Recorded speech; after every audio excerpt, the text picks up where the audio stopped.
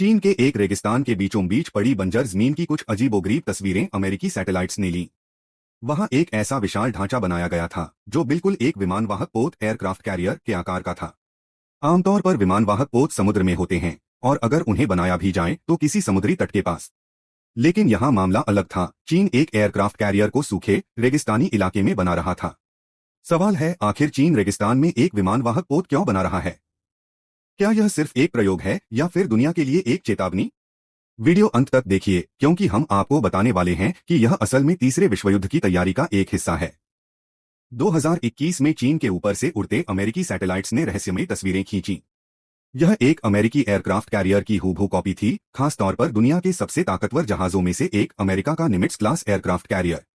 इसके हर कोने, हर मोड़, हर हिस्से को बिल्कुल सटीक नकल करके बनाया गया था। लेकिन यह असली जहाज नहीं था, इसे लोहे के ढांचे और लकड़ी के पैनलों से बनाया गया था। सबसे हैरानी की बात यह थी कि इसे रेलवे ट्रैक पर लगाया गया था। पहले तो रक्षा विशेषज्ञ उलझ गए कि आखिर रेगिस्तान में एक नकली अमेरिकी युद्धपोत क्यों? लेकिन सैटेलाइट रडार से जो सच्चाई सामने आई वह चौंकाने वाली थी। यह न तो कोई फिल्म सेट था, न ही सैनिकों का प्रशिक्षण मैदान। यह दरअसल एक मिसाइल परीक्षण क्षेत्र था।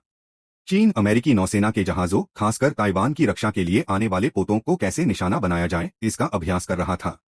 क्योंकि अगर ताइवान से युद्ध हुआ तो अमेरिका सबसे पहले विमानवाहक पोत उस क्षेत्र में भेजेगा। चीन यह बात अच्छी तरह जानता है, इसलिए उसने उन्हीं पोतों की सटीक नकल रेगिस्तान में बनाकर असली मिसाइल परीक्षण शुरू कर दिए। यह केवल सिमुलेशन नहीं था, चीन ने आधुनिक बैलिस्टिक मिसाइलों से उन पर हमले किए। कुछ उपग्रह तस्वीरों में साफ दिखा कि इन नकली जहाजों को नष्ट कर दिया गया था। उनके बीचों बीच बड़े बड़े गड्ढे थे, जैसे उन्हें बेहद सटीक तरीके से मारा गया हो। अब सवाल उठता है, क्या यह सब सिर्फ अभ्यास था या फिर दुनिया को संदेश देने के लिए? सबसे दिलचस्प बात यह है कि आज के समय में रेगिस्तान में होने वाली किसी भी गतिविधि को छुपाना असंभव है। अमेरिका को यह जरूर दिखेगा, यह चीन जानता था। तो क्या यह असल में अमेरिका के लिए एक गुप्त संदेश था? हम आपके हर कदम पर नजर रख रहे हैं, हम तैयार हैं। विशेषज्ञ मानते हैं कि यह एक मनोवैज्ञानिक युद्ध तकनीक थी, दुश्मन को डराने और संकेत देने का तरीका।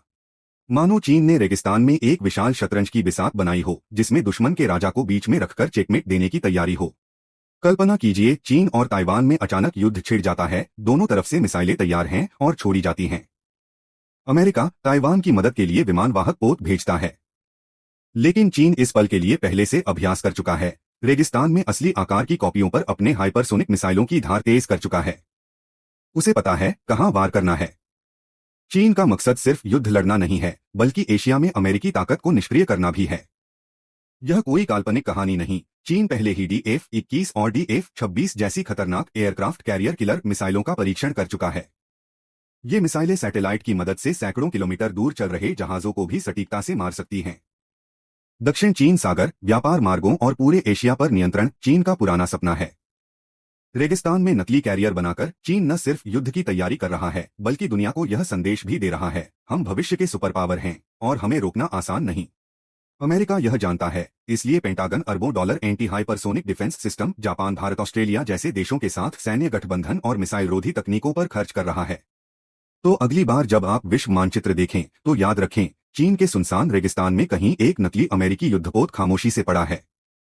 उसमें कोई क्रू नहीं है, वह कभी चला नहीं है, लेकिन हो सकता है कि वही आने वाले समय में प्रशांत महासागर और दुनिया की किस्मत तय करे। ऐसी ही असली कहानियों के लिए, जिन्हें मीडिया आपको नहीं बताता, हमारे चैनल को सब्सक्राइब करना न भूलें।